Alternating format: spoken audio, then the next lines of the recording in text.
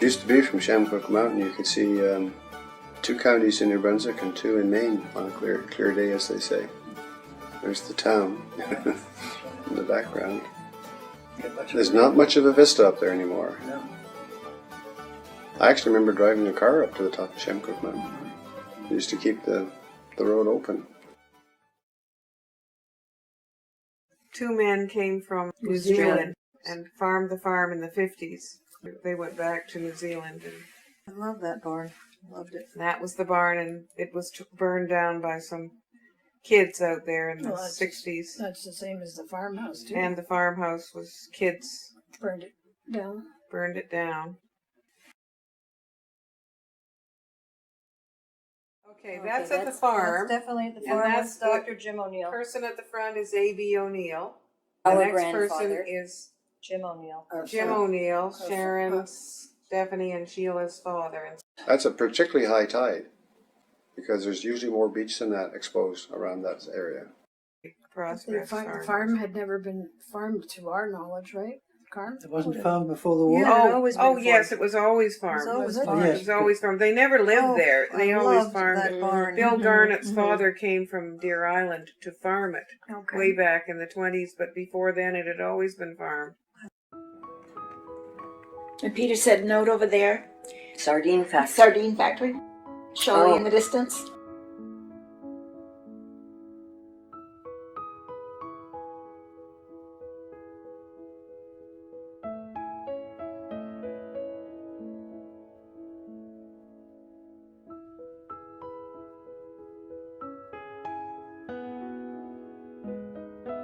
That building is still standing. That's very near where the farm is. That's at Katie's Cove. And it looks out over the Passamaquoddy Bay, so that's the bay. And the farm is to the right. Okay, back at the farm. Yeah. And he's just tilling the land. That's early because the gray is from last season. Look at the mud in there. Mm-hmm.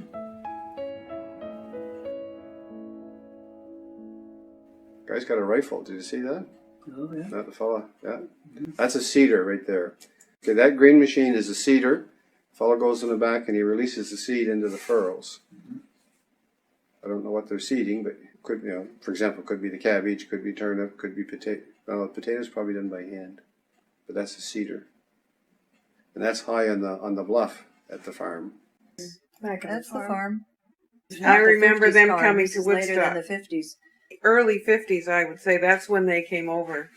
Okay, so when we would Early go out 50s. and pick carrots or potatoes or Yeah. whatever, those Sunday nights, these men you were saying were farming then, or no? Like who was? They only did it for a couple of years, but I think they got the farm in pretty well full production. They hadn't had that. They always hayed the farm and grew certain things. They grew turnips and carrots and certain potatoes and certain things. Looks like he's picking potatoes. He's picking something large, and that's a cultivator there behind him. My grandfather tended the farm. Who's driving the tractor, do you think? He wasn't driving the tractor, that's for sure. It's the trouble, the people that know what's going on here are gone. That's right. You know, the only way you're going to find out, you have to go to the graveyard and talk to them people. The older John Garnett was John Wilkinson. John W. was born in 1885, and then in 1928 he moved his family from Fairhaven, Deer Island, to St. Andrews, where he was employed with H. O'Neill and Sons for many years. That would have been their only little income. That was him. And I think he's the same guy that had the gun. And he's the same one, yeah, with the gun. That's Okay, so so you got him twice at least. And he was the guy following the bulldozer. He was driving the bulldozer. That looks like Fancy Donahue. The man in the colored shirt, like always wore a fedora. Always. Oh, yeah. Yeah. Now this could be the barn on Sophia Street, because that's where they put the hay. Of course, they're baling that. No, that's on the farm because they're baling it from the barn. I think they would have they'd have horses and Oh, yeah. a few cows. Work maybe. animals, Yeah, but- work animals, but maybe not had meat in their store. This is Dolly and John Garnett, Henry's grandparent, on his mother's side. And he worked for O'Neill's. The O'Neills took their animals over to Navy Island, St. Andrews Island. Henry's grandfather was involved with doing that, taking them over. And for the summer, they just turn them loose over there. Yeah, we used to swim the horses over there, pasture the boat over there. The horses were happy. And 2 or 3 of those are work horses. Those first 2 are work horses. They went over on low tide, and they went with a rowboat with them, and they just followed along. And They didn't mind? No, they swim right across and up the field there. Yeah, and they used to take them over to St. Andrews Island and leave them there all summer. Now that's going right up the front street. Yeah. That would be O'Neill's cows, probably. they used to, take the cows out to pasture out to O'Neill's farm, as the cows were in the barn at the old house there on Water Street. The big yellow house that they redid and everything, that was the O'Neill house. He tended the barn for them there. My grandfather. Yeah. Yeah, he used to put his booze bottles in the woodshed, and we move it. He wasn't too happy. He couldn't ride his booze. That was our farmhouse.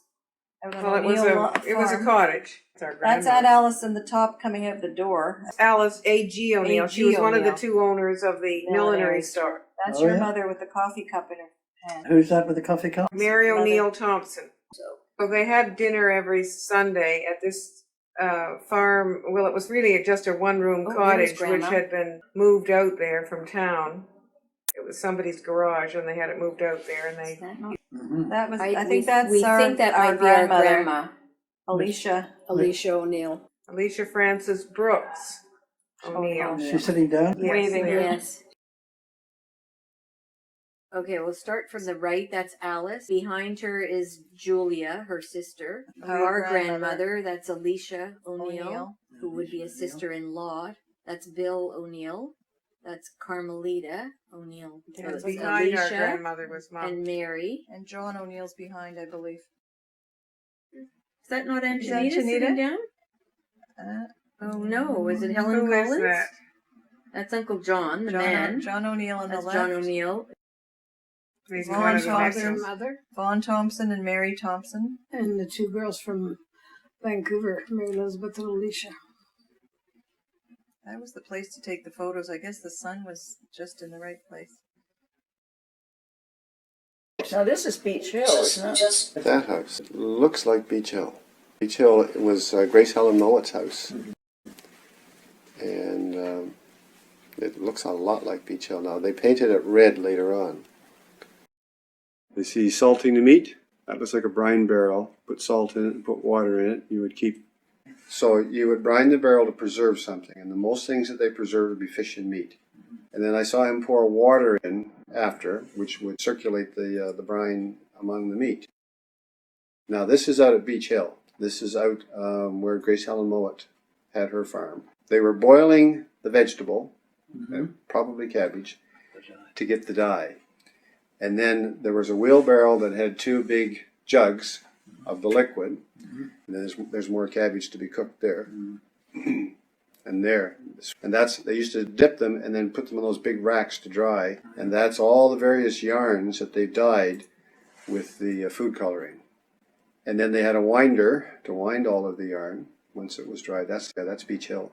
Yeah, see, there's the wool and yeah, exactly what they've done.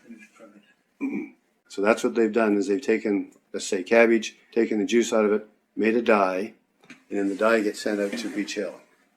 The blue was more often not from blueberries. Well, it was a cottage industry she started.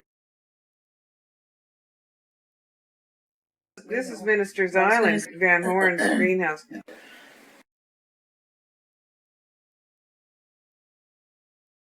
The greenhouses were over on Minister's Island. I see just saw a wood barrel stove in there, so that hard to tell what the season is because they were heating inside there in addition to the sun.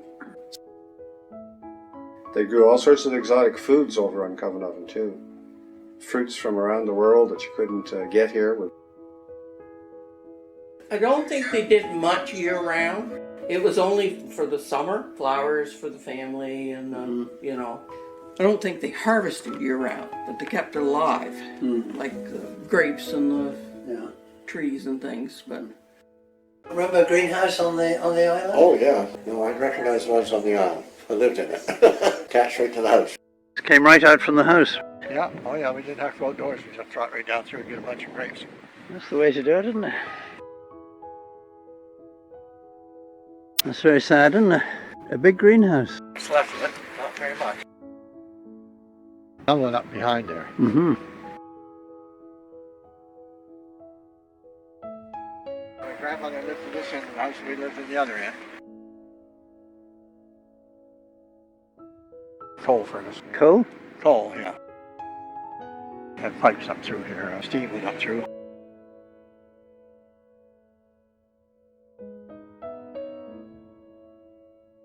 Trot down through the greenhouse, get a bunch of grapes, pears, peaches, plums, nectarines. Back up, lay back. We had a wharf right down here. Mm-hmm. Used to be a wharf out there. That's all gone. The cattle were over on Minister's Island. We had quite a herd of cattle over there. Dutch belt, in fact, the cattle. 2 or 3 teams of horses. We had our own horse down our place. There's some gardens in those days, right? Well, I know a lot of those homes had beautiful flowers because, I always had that big show in the, Yeah. They had flunkies, worked them. Yes. Like this one. Wow. They had flunkies like you, Henry, to work the gardens. Well, better than going to school. Yeah. Waiting the time, rolling to school. Incredible head shape. Oh my goodness! He's picking something this fella. You're gonna break his foolish neck. Looks like it, doesn't it?